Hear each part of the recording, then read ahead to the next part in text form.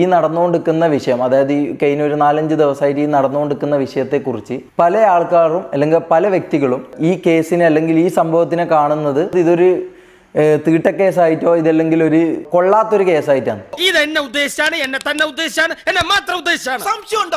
ഇത് പറയുന്ന ആൾക്കാരും ഇത് സംസാരിക്കുന്ന ആൾക്കാരും ഇത് ശ്രദ്ധിച്ചാൽ മനസ്സിലായി, ഇവർക്ക് ഇത് സംസാരിക്കാൻ താല്പര്യമില്ല. മനസ്സിലായി, ഇവർക്ക് ഇത് താല്പര്യമില്ലാത്ത പോലെയാണ് ഇവർ ഇതിനെക്കുറിച്ച് സംസാരിക്കുന്നത്.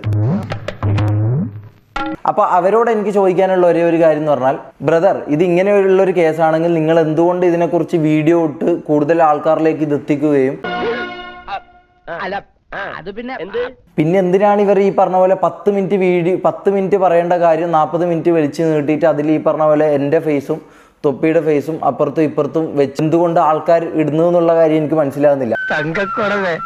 നമ്മൾ ഈ നാണം കേട്ടല്ലോ, തനക്ക് നാണം ഉണ്ടായിട്ട് വേണ്ടടോ നാണം കെടാൻ. നാണം കെട്ടോനെ അവർ തന്നെ പറയുന്നുണ്ട്, സമൂഹത്തിന് നല്ലതായ കാര്യമല്ല, സമൂഹത്തിന് ഇതായിട്ടുള്ള കാര്യമല്ല, സമൂഹത്തിന് മോശമായ ഇൻഫർമേഷൻ ആണ് കൊടുക്കുന്നത്, ഇത് തീട്ട കേസാണ്, ഇത് അങ്ങനെയുള്ള കേസാണ്. പക്ഷേ ഈ പറഞ്ഞ പോലെ ഇവർക്ക് അരി വാങ്ങണമെങ്കിൽ ഇവർക്ക് എൻ്റെ ഫേസും ഈ പറഞ്ഞ പോലെ തൊപ്പിയുടെ ഫേസോ അല്ലെങ്കിൽ ഫേസ് വാല്യൂ ഉള്ള വേറൊരാളുടെ ഫേസോ ഇവർക്ക് വെച്ചേ പറ്റൂ. എന്ത് ചെയ്യാനാടാ, ഞാൻ ഇങ്ങനൊരു ദുരന്തനായി പോയി. സംഭവം ഇത് തീട്ട കേസാണ്. പക്ഷെ അവർക്ക് ഈ തീട്ട കേസ് വെച്ച് 10 മിനിറ്റുള്ള വീഡിയോ വെച്ച് അരമണിക്കൂർ ഇത് നീട്ടുകയും വേണം, എന്നാൽ തംബ്നെയിൽ നമ്മളെ ഫോട്ടോ വെക്കുകയും വേണം, എന്നാൽ ഇത് തീട്ട കേസ് വന്നു. അതിന്റെ ലോജിക്ക് എന്താണെന്ന് എനിക്ക് മനസ്സിലാകുന്നില്ല. സംഭവം ഇത് തീട്ട കേസാണ്. പക്ഷെ അവർക്ക് ഈ തീട്ട കേസ് വെച്ച് 10 മിനിറ്റുള്ള വീഡിയോ വെച്ച് അരമണിക്കൂർ ഇത് നീട്ടുകയും വേണം, എന്നാൽ തംബ്നെയിൽ നമ്മളെ ഫോട്ടോ വെക്കുകയും വേണം, എന്നാൽ ഇത് തീട്ട കേസ് വന്നു. അതിന്റെ ലോജിക്ക് എന്താണെന്ന് എനിക്ക് മനസ്സിലാകുന്നില്ല. അന്നീം തൊപ്പീനെയും രൂപക്കൂട്ടിലിരുത്തി പുണ്യാളന്മാരാന്ന് പറഞ്ഞിട്ട് ഖുറാൻ ഓതാ അവിടെ ഇരുന്നിട്ട് തീട്ടങ്ങൾ ഉണ്ടാക്കി വെച്ച തീട്ട കേസാണ്. ഈറ്റങ്ങൾ തീട്ടങ്ങളാണ്. ഈറ്റങ്ങൾ ഇനി ഈ തീട്ടങ്ങൾ രണ്ടാമത് എന്തെങ്കിലും പറഞ്ഞു വന്നു കഴിഞ്ഞാൽ ഇവന്മാരെ നമ്പരുത് എന്ന് പറയാൻ വേണ്ടിയിട്ടാണ് വീഡിയോയിൽ ഇത്രയും കാര്യങ്ങൾ പറഞ്ഞിട്ട് പോയത്.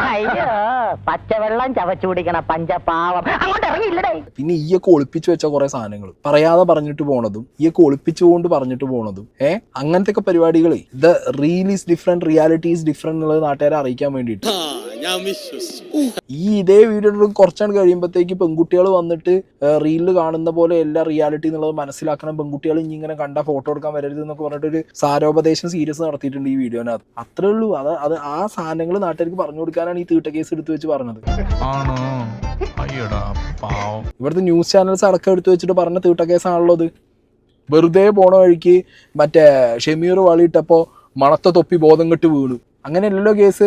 അയ്യേ, എന്തൊരു വൃത്തിയുടെ ലാംഗ്വേജ് അത്. കൺട്രിമേൻ, ഈ വായുണ്ടല്ലോ അങ്ങനെ ഭക്ഷണം കഴിക്കണത്. Too bad country people. ഇവനൊന്നും നമ്മളെ പോലെ സംസ്കാരമുള്ള കുടുംബത്തിൽ പറഞ്ഞവനല്ല കരിമിക്ക.